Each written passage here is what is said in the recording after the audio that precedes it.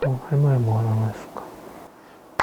이분이 친구분한테 1억 원을 빌려주셨대요. 근데 아무 이유 없이 안 갚다가 스트레스를 막 받고 있던 차에 얘가 새로운 외제차를 막 끌고 지나가는 걸 봤대요. 그래서 부셔버리고 싶었는데 못 부셨고, 그래서 나도 생활이 어려웠는데도 불려줬는데 이렇게 하니까 더 열받는다. 얘네 집에 쳐들어가고 싶지만 그게 강도나 절도가 될 수 있어서 일단 자중하고 있다. 근데 뭐 여러 가지 돈 받아들입니다 업체도 물어봤는데 대체를 안 갚으면 할 게 없다 이렇게 말씀을 들으셨대요. 도대체 차라도 가져오면 되는 거 아니냐, 그 외제차 가져오면 되는 거 아니냐, 이런 문의를 주셨는데 답변을 좀 드릴게요.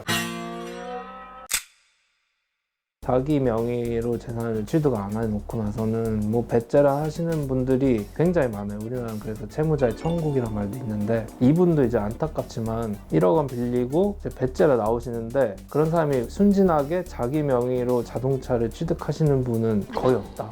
외제차라고 해서 약간 자극을 받으셨을 수 있는데, 외제차 이게 중고로 사면 꽤 싸요. 이게 얼마 안 해요. 근데 이제 그런 사기꾼들은 자기 외관을 이렇게 좀 포장해야 되기 때문에 중고차로 싼 걸 사는 거죠. 이거 제가 추측하기로는 B땡땡의 차일 가능성이 높아요. 생긴 거 되게 멋있는데 생각보다 싸요. 그래서 저도 항상 의혹을 받았던 차인데, 본인 명의일 가능성이 굉장히 적다. 이 차는 리스든 뭐 히읗으로 시작하는 번호판이 붙어 있었으면 이건 렌트일 거고요. 혹은 타인 명의고, 이런 가능성이 높죠. 근데 요거를 확인하는 방법은 알려드릴 수 있는데, 네이버에 자동차 민원 포탈이라고 들어가면은 검색하면 나오는 사이트가 있어요. 거기에 차량 번호를 넣고 내가 이 사람 차가 맞는지 그 사람 이름을 넣으면은 검색이 되면은 자기 명의로 돼 있는 건데, 안 돼 있으면 자기 명의가 아니에요. 이거 빨리 가서 쳐보세요. 번호판을 아시면. 근데 만약에 본인 명의 차다 그러면 집행할 수 있어요. 그래서 이거는 동산 압류라고 하는데, 동산 압류를 신청해서 그 차를 압류를 해서 그거를 경매를 넘겨서 가액을 받을 방법이 있는데, 그게 되면 굉장히 해피한 상황인데 가능성은 좀 낮다. 근데 이제 이렇게 채무자가 돈을 안 갚으면 계좌 압류를 하죠. 그 사람이 가지고 있는 은행 계좌들을 싹 압류를 해보는 거죠. 보통은 이제 근데 이렇게 몇 억을 안 갚는 사람들은 압류하면 그 통장에 이제 얼마가 들어있는지 은행에서 종이들이 쭉 오거든요. 보통은 다 100, 110원, 25원 뭐 이렇게 들어있어요. 혹은 0원. 가끔 해피하게 90만 원 이렇게 들었을 땐 그래 90만 원이다 건진다 하는데, 90만 원에 대해서 압류한 사람이 한 10명 있어요. 그래서 문화 갖는 절차 더 복잡해서 아무도 손대지 않고 있는 90만 원, 이런 경우가 많아요. 그 다음에 이제 직장인이라면 뭐 급여 압류도 같이 하겠죠. 근데 급여를 받고 있는 사람이 이렇게 채무자가 되는 경우가 잘 없어서, 이런 분들이 자가를 소유하고 있는 경우는 거의 없으니까 어디 보증금 내고 월세든 전세든 사신단 말이에요. 그러면 그 보증금을 압류한다 이런 것도 가능은 해요. 근데 보증금 압류하는 순간 이분이 월세를 안 내시는 거죠. 그 임대차 종료하는 시기에는 또 보증금은 빵원, 뭐 이런 경우가 많아요. 이런 게 다 안 됐을 때 마지막으로 하는 게 동산 압류예요.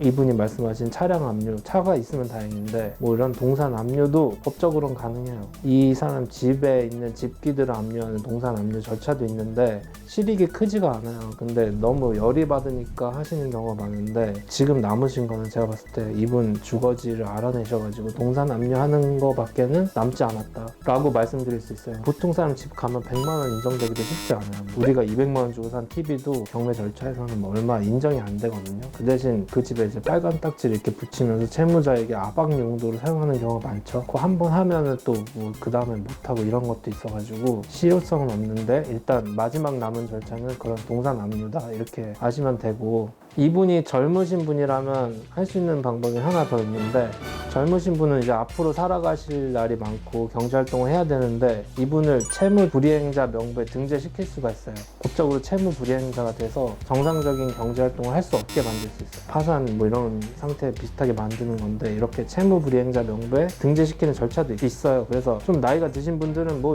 등재시켜 뭐 배째라 이렇게 사시는데, 젊으신 분들은 앞으로 살아갈 날이 많기 때문에 이분 나이대가 어느 정도인지는 모르겠지만 안 갚은 지 6개월 이상이 지났다 하면 채무 불이행자 명부에 등재시킬 수 있으니까 그런 게 거의 최후의 수단이다. 제일 중요한 건 채무자가 지금 삶을 포기했느냐 안 했느냐 이런 게 중요해요. 그냥 나는 현금 쓰고 카드 안 쓰고 뭐 그냥 남의 이름으로만 재산 취득하고 살겠다라고 마음 먹고 그냥 배째라 사는 사람은 사실 더 이상 뭐 할 수 있는 게 없어요. 그냥 법에 어떻게 보면 약점이죠. 뭐 법으로 할 수 있는 건 그게 한계거든요. 근데 이제 이분이 어느 정도 앞으로 뭐 하고 싶은 게 있다, 꿈이 있는 사람이다 하면 동산 압류도 하고 뭐 이것저것 계좌 압류도 다 해놓고 채무불이행자 명부에 등재시키고 하면 일정 부분 변제될 가능성이 가능성은 있어요. 채무자가 어떤 상태에 있느냐 이런 것도 좀 중요할 것 같고, 이런 채무자가 있을 때 법적으로 더 이상 조치를 취할 수가 없는데 이렇게 배째라 나오면서 잘 먹고 잘 사는 모습을 봤을 때는 정말 화가 나죠. 이분도 지금 본인 돈 1억을 안 갚으면서 BM5로 추정되는 차를 막 몰고 다니시는 거잖아요. 그러니까 어떻게 보면 법의 맹점이에요. 동산 압류할 때도 판례 중에 있는데 돈을 안 갚아서 동산을 압류하러 갔더니 집에 막 밍크 코트가 있는 거예요. 한 벌에 막 몇천만 원짜리. 근데 우리나라가 또 법이 웃긴 게 압류 금지 대상 품목에 의복 같은 것도 압류를 못하게 돼 있어요. 그건 의식주는 본인 생활에 필요한 물건이니까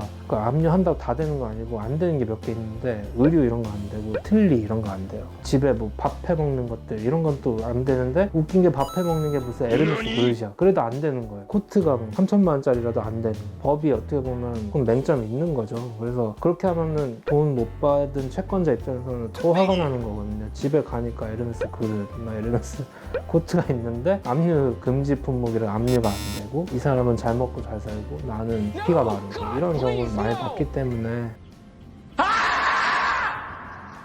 이런 거 집행에 있어서 뭐 동산 금지 품목 이런 게 있을 때 좀 이런 것도 좀 법이 유연해질 필요가 있을 것 같고, 무엇보다도 좀 우리나라는 이제 채무를 갚지 않았을 때 이제 결국에 할 수 있는 거는 뭐 형사 고소밖에 없는데, 그거조차도 사기죄로 고소해도 뭐 유죄가 되는 경우가 굉장히 적어서 뭐 그게 유일한 최후의 수단인데, 그거조차도 뭐 빌릴 때 어떻게 의사가 어땠고 이런 걸 많이 따지기 때문에 좀 이런 거에 대해서 좀 유연하게 돼야 될 필요가 있는 것 같아요. 채무자의 천국, 사기꾼의 천국 이런 말 듣는 이유가 법이 좀 너무 무르지 않나, 뭐 이런 저는 개인적으로 의견을 가지고 있어요. 결론을 말씀드리면 이 외제차 자동차 민원 포털 들어가셔서 번호랑 사람 이름 넣어서 검색해 본 다음에 이 사람 명의가 맞다 하면 집행할 수 있어요. 명의가 아니다 그러면은 그건 집행이 불가능하고 동산 압류 같은 거를 좀 해보시는 게 어떨까, 뭐 이렇게 좀 정리할 수 있겠습니다. 채무불이행자 명부를 등재시킨다든지 하는 것도 추가적으로 생각해 보시면 될 것 같아요.